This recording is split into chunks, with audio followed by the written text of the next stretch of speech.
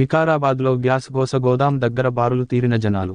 వికారాబాద్లో గత కొన్ని రోజులుగా హెచ్పి గ్యాస్ సిలిండర్ల కోసం నానా అవస్థలు పడుతున్న ప్రజలు పట్టించుకోని అధికారులు. ప్రజాప్రతినిధులు సంక్రాంతి పండుగ ముందు గ్యాస్ సరఫరా లేక ఇబ్బందులతో బాధపడుతున్న ప్రజలు గ్యాస్ ఏజెన్సీల నిర్లక్ష్యం ప్రజలకు శాపంగా మారింది.